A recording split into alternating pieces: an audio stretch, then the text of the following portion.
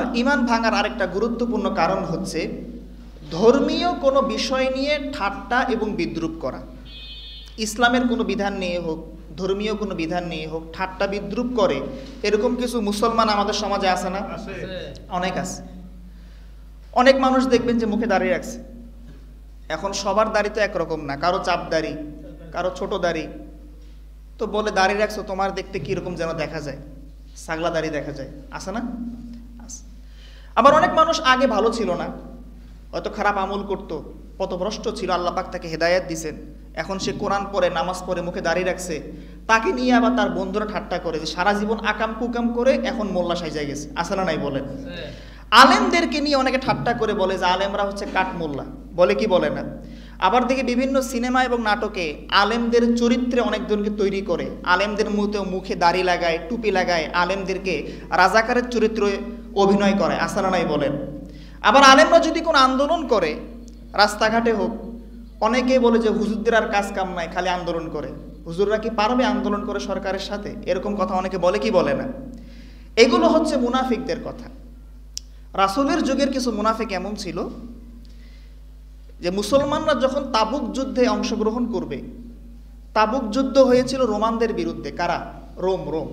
Rome এবং পারস্য পরাশক্তি, যাদের নাম শুনলেই তৎকালীন আরবের মানুষরা থরথর করে কাঁপত।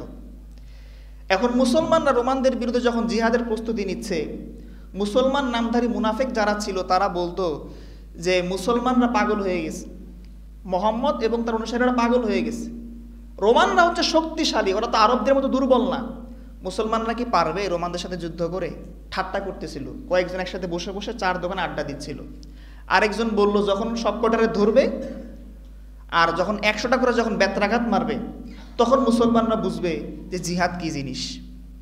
এরকম যখন তারা ঠাট্টা এবং বিদ্রূপ করছিল, আল্লাহ পাক রব্বুল আলামিন আয়াত নাজিল করে আমার নবীকে জানাই দিলেন, ওয়ালা ইন সাআলতাহুম লা ইয়াকুলুন্না ইন্নামা কুন্না নাখুদু ওয়া নালআব, যে হে নবী আপনি ওই মুনাফিকদেরকে গিয়ে জিজ্ঞাসা করেন যে তারা কেন এরকম কথা এবং মন্তব্য করে, তারা কেন এই জাতীয় কথা বলে। আমার নবী বলেন যখন তাদেরকে জিজ্ঞাসা করা হয় তখন তারা বলে যে আমরা হাসি ঠাট্টা করে এমনটা বলেছিলাম। কিন্তু আল্লাহ বলেন, কুল আবিল্লাহি ওয়া আয়াতিহি ওয়া রাসূলিহি কুনতুম তাস্তাহজিউন, নবী আপনি জানায় দেন যে তারা আল্লাহর সাথে, আল্লাহর কোরআনের আয়াতের সাথে এবং রাসূলের সঙ্গে তারা ঠাট্টা এবং বিদ্রূপ করে, নাউজুবিল্লাহ পাঠ করেন। সুতরাং ইসলামের কোনো বিধানে ঠাট্টা এবং বিদ্রূপ করার পরে ওই বান্দার ঈমান থাকতে পারে? আপনি একটা আলেমরে গালি দিলেন বিনা কারণে, আপনার ঈমান থাকবে? আপনার ঈমান যে বের হয়ে গেছে আপনি টেরও তো পাবেন না।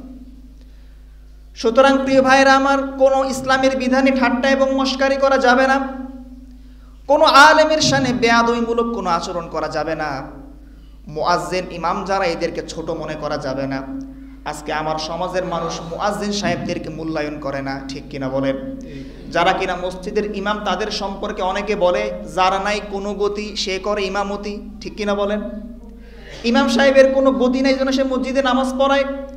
এই কথা বলে আজকে যারা ইমামদেরকে ঠাট্টা এবং মশকারা করে, তাদের মনে রাখা উচিত ইমাম সাহেবরা গরিব হতে পারে, ফকির হতে পারে, অসচ্ছল হতে পারে, কিন্তু আজকের দিন পর্যন্ত কোনো ইমাম কোনো বড় লোকের দরবারে গিয়ে তারা ভিক্ষার জন্য হাত পাতে নাই, ঠিক কিনা বলেন? ইমাম সাহেবরা গরিব হতে পারে, তারা হচ্ছে বিশ্বনবীর উত্তরসূরি। এই ইমাম সাহেবদেরকে আজকে যারা ছোট মনে করে, ঠাট্টা এবং মশকারি করে, আল্লাহর হাবিব বলেন, আমার আল্লাহ পাক রব্বুল আলামিন বলেন তাদের ঈমান তাদের অন্তর থেকে বের হয়ে যাবে, নাউজুবিল্লাহ পাঠ করেন। সুতরাং ইসলামের কোনো বিধান নিয়ে আলেমদেরকে নিয়ে কটূক্তি করবেন আজকে থেকে, করা যাবে না। এগুলো মুনাফিকদের চরিত্র। সূরা বাকারা শুরুতে আল্লাহ পাক মুনাফিকদের চরিত্রের কথা আমাদেরকে বলতে গিয়ে বলেছেন, আল্লাহ বলেন, ওয়া ইযা কিলা লাহুম আমিনু কামা আমানান নাস ক্বালু আনুমিনু কামা আমানাস সুফাহা, যখন মুনাফিকদেরকে বলা হতো যে তোমরা মুহাম্মদের সাহাবায়ে কেরামের মতো ঈমান আনো, তখন মুনাফিকরা বলতো আমরা কি বেকুফ নাকি? মুহাম্মদের অনুসারী যারা ওরা তো বেকুফ, এজন্য ওরা ঈমান আনছে, নাউজুবিল্লাহ পাঠ করেন। আল্লাহ পাক রব্বুল আলামিন বলেন, আলা ইন্নাহুম হুমুস সুফাহা ওয়ালাকিন লা ইয়ালামুন, আসলে মূলত মুসলমানরা বেকুফ না, বরং যে মুনাফিকরা মুসলমানদেরকে বেকুফ বলে ওরাই হচ্ছে প্রকৃতপক্ষে বেকুফ, ঠিক কিনা বলেন?